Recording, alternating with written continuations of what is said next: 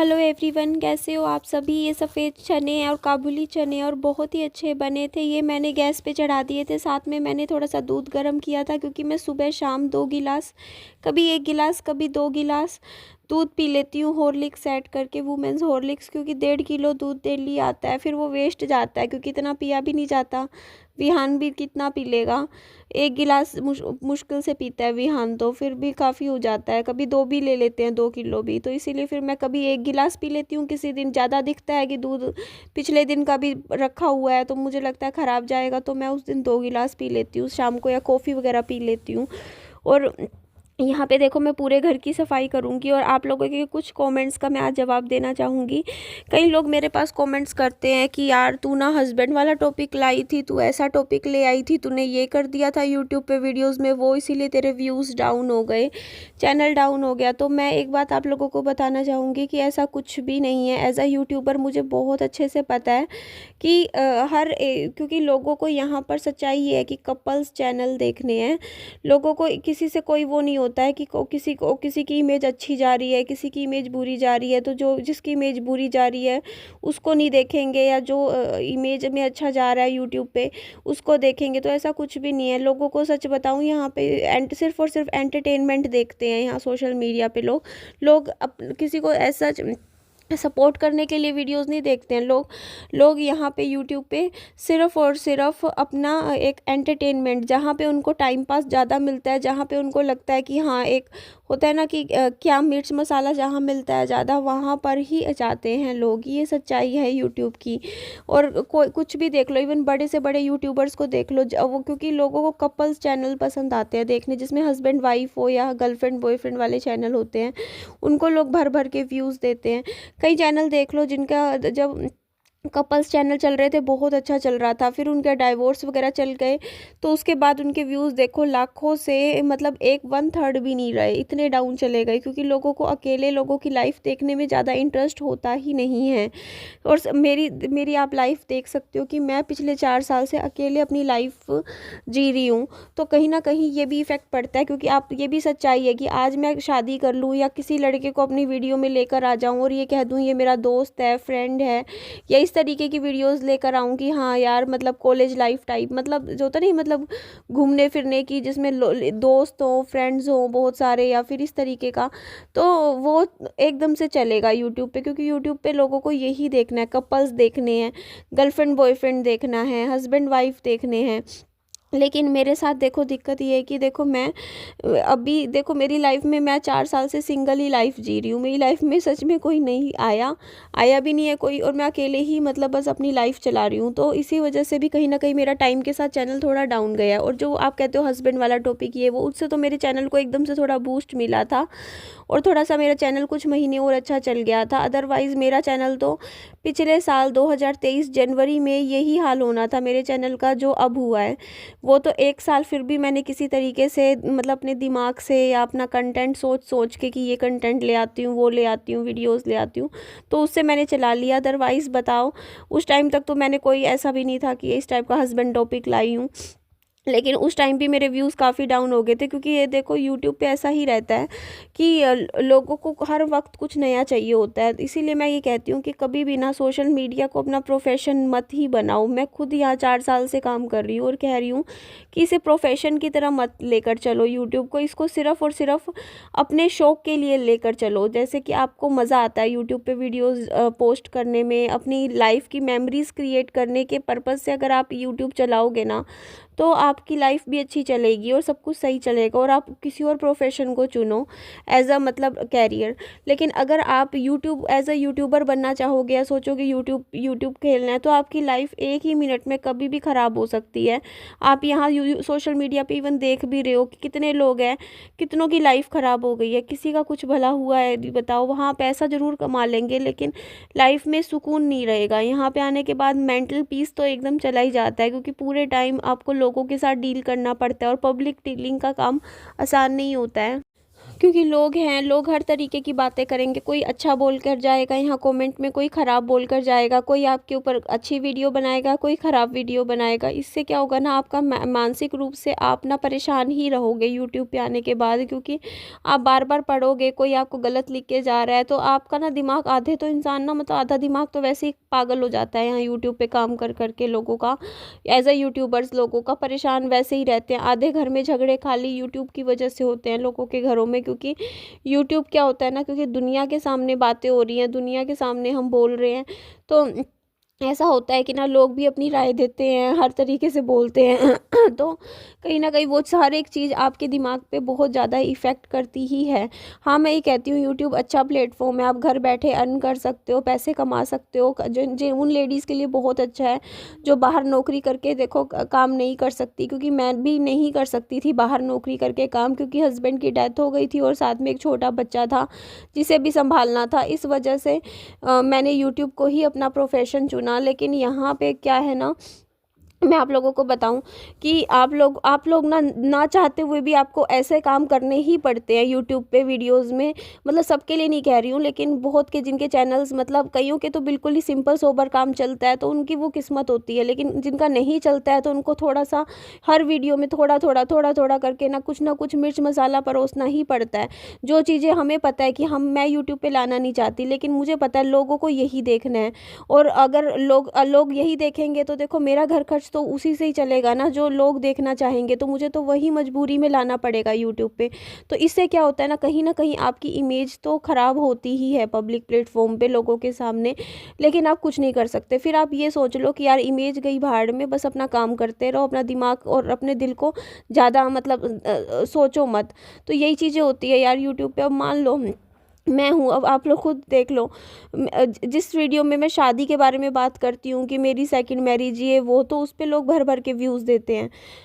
और कोई भी इंसान होगा, कोई भी लड़की होगी, अपने दिमाग से आप सोच के देखो, क्या अपनी शादी के बारे में ऐसे यूट्यूब पे ढिंढोरा पीटेगी या बातें करेगी इस टॉपिक पे, लेकिन लोगों को यही बातें सुननी है, यही बातों के बारे में। अगर अच्छी वीडियोस लोगों को यहाँ देखनी ही नहीं है सोशल मीडिया पे, हाँ ठीक है, एक अलग क्राउड है जो मतलब होता है जो कि अच्छी वीडियोस देखना चाहता है, लेकिन वो मेरे को बस वो क्राउड है ही नहीं। क्या करूँ यार, वो वीडियोस, अगर मैं अच्छी वीडियोस, लोग कह देते हैं कि आप ना अच्छी अच्छी लाओ वीडियो, पॉजिटिव ये चीज़ें लाओ वो लाओ, लेकिन मैं वो चीज़ें लाती हूँ तो वो कोई देखता नहीं है, और फिर उससे बनेंगे मेरे 50-60 रुपये उस वीडियो से, अगर मैं वो वीडियो लेकर आऊँगी जो जिससे मेरे लोग अच्छा भी बोलेंगे, मेरी भी इमेज अच्छी होगी और सब कुछ अच्छा होगा, लेकिन मेरे घर में मतलब पैसा तो नहीं आएगा ना उन वीडियो से। और मेरी मजबूरी सिर्फ़ और सिर्फ यही है यहाँ यूट्यूब पे कि मेरे पास कोई सेकंड इनकम का सोर्स नहीं है। और अगर इंसान के पास हो ना, जैसे मान लो उसके पास पैसे की कोई कमी ना हो, उसकी लाइफ में पैसा अच्छे से आ रहा हो, तो इंसान फिर अगर शौक के लिए यूट्यूब चला रहा है ना, कि उसको पैसे की कोई वो नहीं है, आपका जो मन करे आप वो ला लो, तो फिर मैं कुछ और लेकर आऊँगी यूट्यूब पे। शायद मैं अपनी मन मर्जी का कंटेंट लाती, लेकिन मेरे को पता है मेरे को लोगों की मर्जी का कंटेंट लाना पड़ता है यूट्यूब पे। अब ये चाहे मेरी मजबूरी लगा लो या क्या बोलूँ, वरना मेरा क्या मन नहीं करता है कि हाँ बढ़िया से बढ़िया मतलब इतना अच्छा पॉजिटिव कंटेंट लेकर आऊँ, मतलब क्या ले आऊँ मैं, मतलब मेरा इतना वो होता है कि यार ये लाऊं वो लाऊं, लेकिन वो चीज़ें फिर देखता तो कोई नहीं है ना, वही तो प्रॉब्लम है। अगर मैं लेकर भी आऊँ, मैं अगर मैं तब भी ले आऊँ, अगर मेरे पास पैसों की टेंशन्स ना हो, कि मुझे घर नहीं चलाना हो और कोई ऐसी दिक्कत ना हो, तब तो मैं पता ही मतलब सब कुछ ठीक ठाक सब कुछ अच्छा ही होगा फिर तो।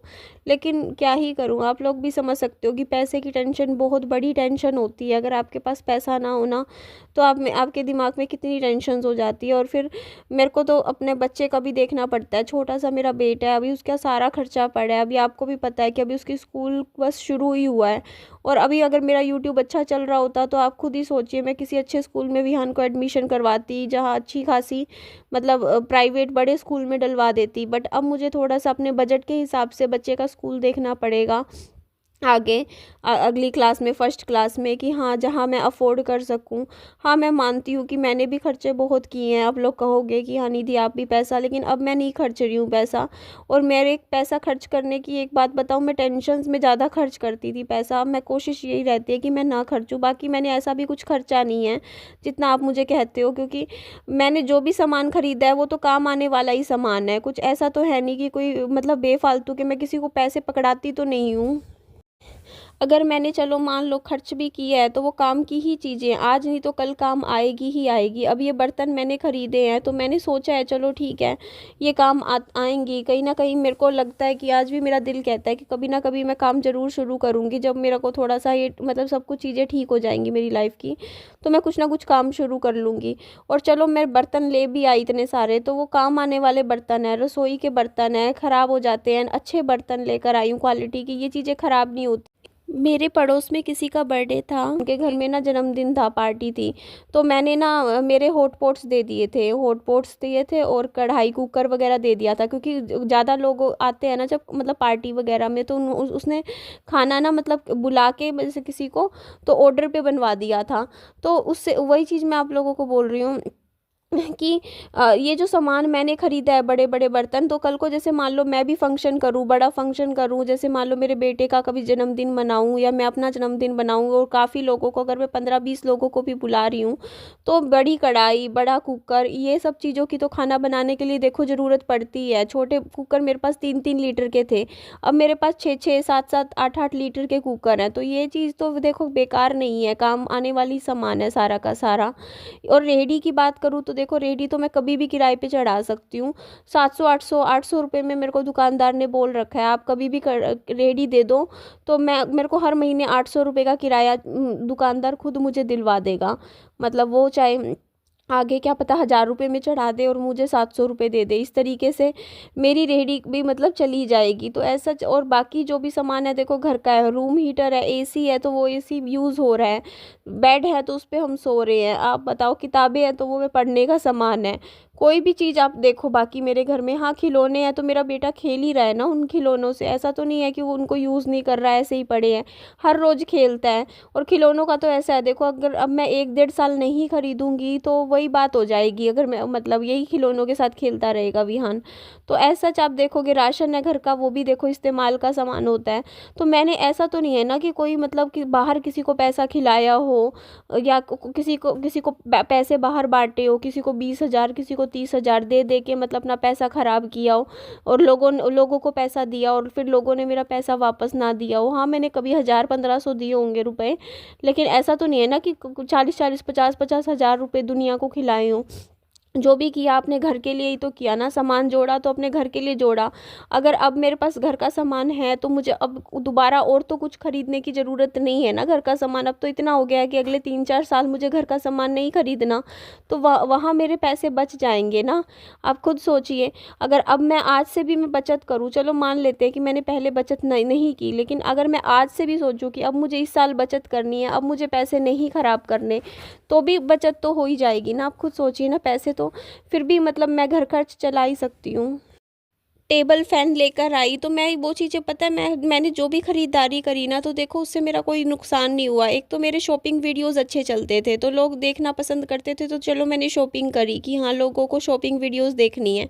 और मैंने जो भी सामान खरीदा वो ऐसा खरीदा है जो कि आने वाले टाइम में जैसे काम आ ही जाता है। अब मैंने टेबल फैन खरीद लिया, वो भी देखो कल को कभी फंक्शन हो या कोई आया गया रहे तो आप यूज़ कर सकते हो टेबल फैन। या कई बार मैं भी चला लेती हूँ, कई बार देखो कूलर में पानी नहीं भर रखा होता या नहीं मन करता कूलर चलाने का, तो थोड़ी देर टेबल फैन चला लिया।